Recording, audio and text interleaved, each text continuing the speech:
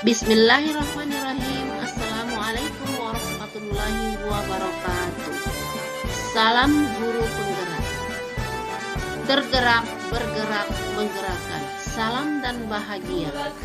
Saya Nurhaibah Purba SPDI, CGP, Angkatan 7, Kabupaten Serdang Bedagai, Unit Kerja SD Negeri 1068771 Gunung Pamela, Kecamatan Sulistis. Dalam kesempatan ini saya akan memaparkan kesimpulan dan refleksi pemikiran filosofis pendidikan Ki Hajar Dewantara pada tugas koneksi antar materi modul 1.1. Kesimpulan refleksi pemikiran Ki Hajar Dewantara. Sejak saya mengikuti pendidikan guru penggerak ini, banyak sekali hal baru yang saya alami, terutama setelah mempelajari modul 1.1 tentang pemikiran filosofis pendidikan Ki Hajar Dewantara. Menurut Ki Hajar Dewantara, pendidikan bertujuan untuk menuntun segala kodrat yang ada pada anak-anak agar mereka dapat mencapai keselamatan dan kebahagiaan yang setinggi-tingginya sebagai manusia atau sebagai anggota masyarakat. 3 pokok dasar pendidikan menurut pemikiran Ki Hajar Dewantara yang dapat saya simpulkan pada modul ini yaitu: pertama, pembelajaran yang berpusat pada murid; kedua, pendidik sebagai penuntun; ketiga, pendidik sebagai panutan. Seperti trilogi pendidikan Ki Hajar Dewantara yang sangat dikenal dalam semboyannya yaitu Inkarso Sukolodo Inmat Yaman Karso Tuturi Handayani. Refleksi. Setelah mempelajari modul 1.1, saya merefleksikan pemikiran filosofis pendidikan Ki Hajar Dewantara pada diri saya melalui 3 pertanyaan di bawah ini, yaitu: 1. Apa yang Anda percaya tentang murid dan pembelajaran di kelas sebelum Anda mempelajari modul 1.1? Apa yang berubah dari pemikiran atau perilaku Anda setelah mempelajari modul ini? Apa yang dapat segera Anda terapkan lebih baik agar kelas Anda mencerminkan pemikiran Ki Hajar Dewantara? Sebelum saya mempelajari modul 1.1, saya mempercayai bahwa proses pembelajaran hanya berpusat pada guru, yaitu teacher center. Yakni dalam pembelajaran di kelas saya selalu menggunakan metode ceramah, sedangkan murid harus menjadi pendengar yang baik, mendengarkan apa yang saya sampaikan. Guru kurang memperhatikan minat dan bakat murid sehingga ketika pembelajaran di kelas menjadi vakum dan kurang bermakna.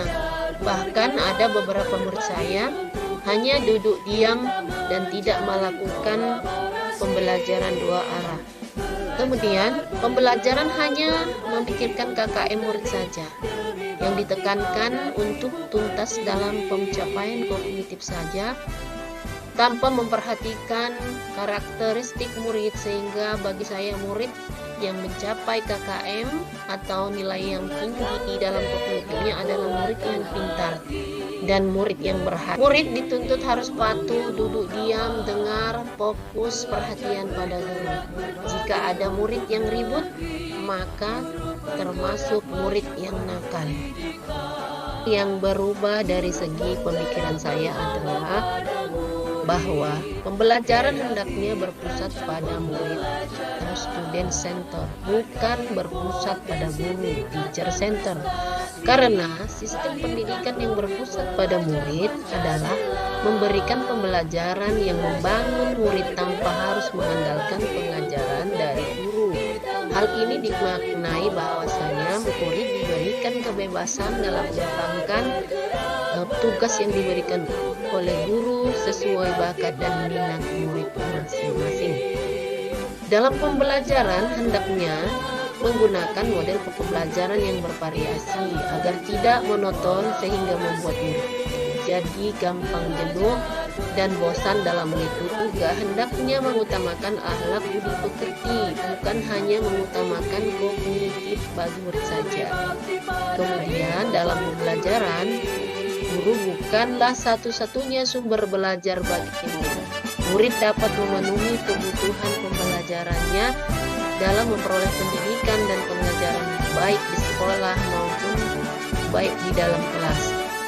Pembelajaran dipusatkan pada kebutuhan, minat, bakat, serta potensi yang mereka miliki, sehingga mereka senantiasa merasa nyaman dan bahagia dalam mengikuti proses pembelajaran.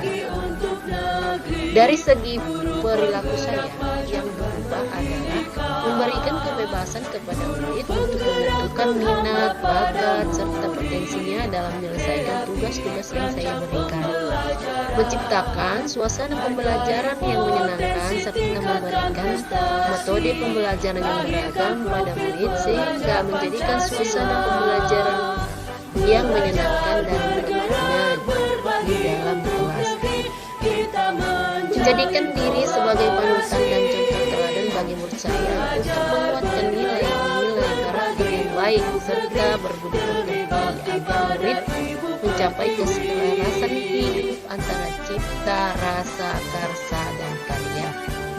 Memanfaatkan teknologi dan lingkungan alam sekitar secara nyata sebagai sumber belajar bagi. Refleksi saya yang ketiga yaitu apa yang dapat segera Anda terapkan lebih baik agar kelas Anda menunjukkan pemikiran Ki Hajar Dewantara. Yang pertama yang akan saya terapkan yaitu sistem merdeka belajar dengan memberikan kebebasan kepada murid untuk menuntun minat, bakat, serta potensinya dalam menyelesaikan tugas pelajaran sehingga guru bukanlah satu-satunya sumber belajar.